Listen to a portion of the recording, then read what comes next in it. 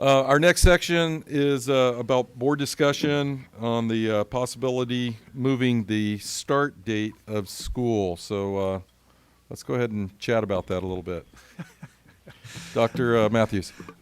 Let's have a chat. Okay, very good. So, good evening again, President Youngblood, trustees, and executive cabinet members. That sounds so weird. So I have spoken with many of our constituents about moving up the school starting date. We even have a petition from parents that's signed by over 500 community members about moving the school year up. I want to make it clear that this year's calendar is obviously set. Next year's calendar is set. And so the earliest any change could possibly occur would be in the 24-25 school year. And both this year's calendar and next year's calendar are on view at our district website. I've been a part of two changes like this, both in Santa Monica, Malibu, and in Manhattan Beach. I do believe the changes were positive for students to move it earlier in the school year, but both the changes were extremely challenging. And so they're not easy changes to make, and they required a great deal of communication among stakeholders and opportunities for input. So tonight, what I hope to hear from the board is whether or not you are interested in bringing this back at some point for further study. If you want us to go and have the communications with our employee groups we would need to have and with parents that we would need to have about this and gather feedback for you. Or if it's just something that at this point we'd like to, just not discuss at this time. So I'd like to hear one of those two things from you as we go forward.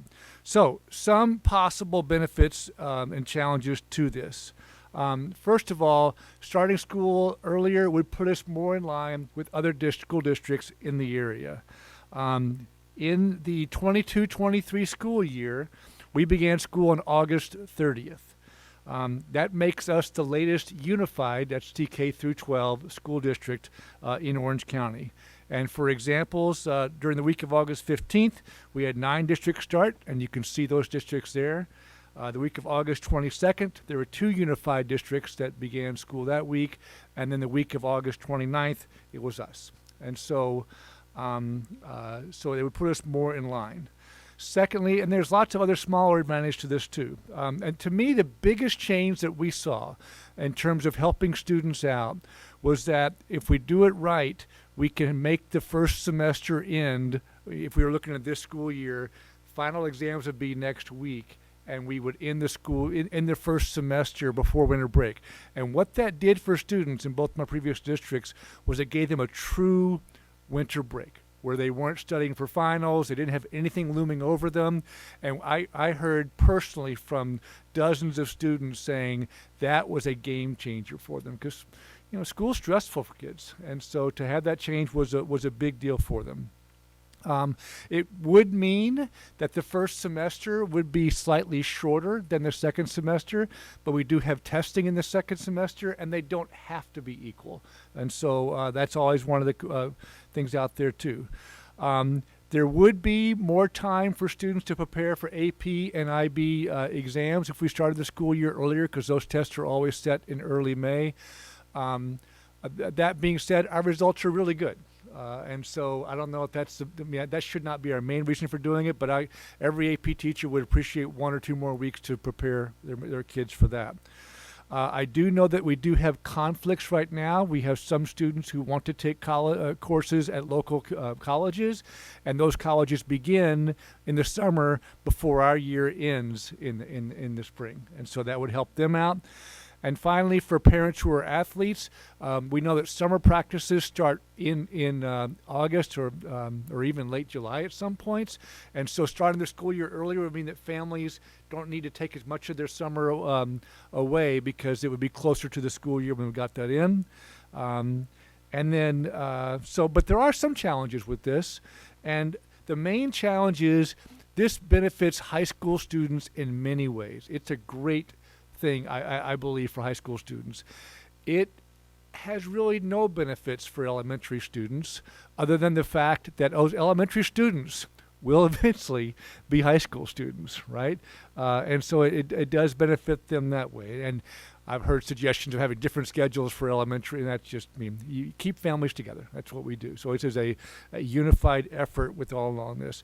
And as I said at the very beginning, the transition can be difficult because basically if we were to do this in the summer of 25 or 24, you lose a week of summer. And I don't know any student or teacher out there, or probably mom or dad, who's going to appreciate losing a week of summer. But you get through a transitional period, and then it's set. And so I can't answer some questions you might have based on my experiences with it, but I look forward to this conversation, any feedback you have, and whether or not you want me to start talking with our stakeholders and bringing it back to you at a later time. I had a question. If we did transition to this and we lost a week of summer, can we make it up and can we make it up somewhere around that Christmas time of that year and have 3 weeks? So Placentia Buzz was a buzz today about, Good. the Christmas date of being December 23rd and not having that whole week. And so everything's established. So there's nothing we can do. But somebody was like, we get 3 weeks at Christmas. So I was wondering if during that transition, if we lose a week, can we say, well, you're going to lose a week of your summer, but you're going to gain maybe 3 weeks of Christmas in that transition? Is that possible? So I think what you're, and I've never heard that idea before, and I kind of like it, because the idea is make it up at Christmas, and that therefore the school year would kind of end at the same time. Mm-hmm. My only caution would be, my advice would be to make that a transitional period only. Right, just for that year. Right. Just so it's right. you feel like you've just didn't give up a week of but time. Just, if you read the book, if you give a mouse a cookie, right? 3 weeks is nice. Yeah. It's not that great for instruction.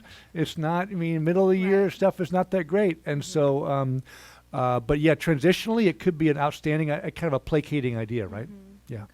But you'd still lose that at the end of the year. So even if you're going back to the next year, if you've added that week in the middle, and if you go to the next year and you're doing either 1 or 2 weeks, you're still losing it again. So it doesn't really help with the transition. Eventually, you have to lose a week. Yeah, there'll be pain eventually. Yeah, but yeah. We could look at some alternatives like that, and just so you could see what those might look like. I was just trying to be glass half full. Yep. Look at you. I like the idea of 3 weeks at Christmas if it was ongoing. As a parent of kids that have gone, the 2 high school students and now a third one, I am 100% for this so that they have a break during the winter. There's nothing more frustrating as a parent and as a kid that you don't get that break. Everybody else gets a break in the world. And our kids in high school don't. They always have homework to do. There are always things that they're catching up with. My daughter and I last night were planning about, we got this 2 weeks, and then from there, what are you going to get prepared for the next semester? So, I hate that.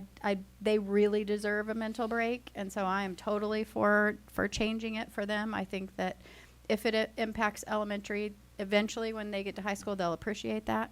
I do like the idea of stepping it, though. If we were to go to 2 full weeks, doing that in 1 year would be excruciatingly painful.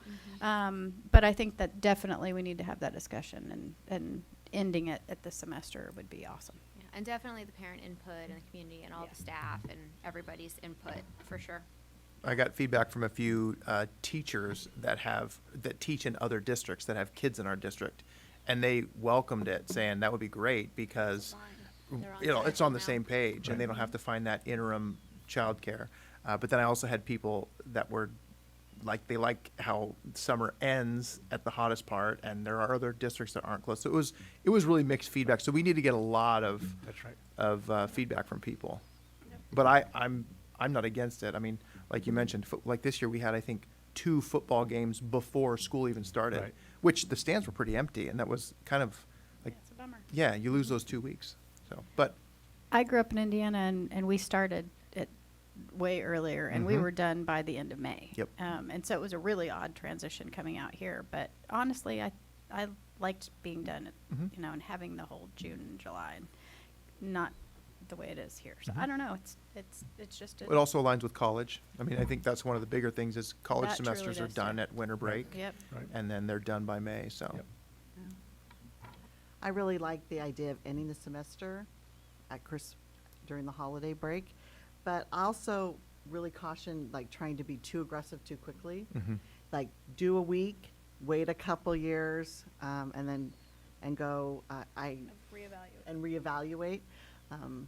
I had a friend at Garden Grove, and they moved their district 3 weeks up, 3 years in a row, losing summer vacation. And it was hard. It was a lot to take on, and I might have had my facts wrong, so don't fact check me. I was gonna say 9 weeks, that's a lot of weeks. Every year she's like, we lose another week, we lose, and Wow. so I just say, if we do something like this, let's take it a week at a time and try it out and see how it works, get acclimated, and then, discuss going, the further week. But especially when kids are already starting all their activities before school starts, we're already, we're already at school. We're already at school. So we Right. might as well That's right. start it. Okay, But I do want to hear from the community. sure. I was hoping somebody came tonight to put some words in. Yeah. We got 2 years figured out. Well, now, that's a good question. 23, 24 is set. When do we have to make the decision to start in 24, 25? Well, I don't know what our history is here, but I mean, people are, if we're like most places, and I haven't got these questions yet, I bet people are already looking for that 24, 25 calendar, right? Some people are making plans for them, so do we have? Yeah. Yeah, so I don't think it's too early to start looking at that Yeah. for a late spring decision or something like that. And people can mentally prepare, honestly, Right, for, that's right. okay, we know in a year I'm losing a Right. week or whatever. Okay. Also, I think it may cut down on some of the student attendance problems, especially around those holidays. Maybe, 'Cause yeah, Could. Yeah, yeah. families are already planning their vacay, and they're got to pull their kid out of school to go do it. So that might help us in that long Right. run. Right. All right, well, I'm clear on the feedback. Thank you Yeah. very much. And so my next effort will be to start reaching out to our stakeholders, and I'll keep you posted on where we are. Mhm. Okay, thank you very much. Excellent. Thank you, Dr. Matthews.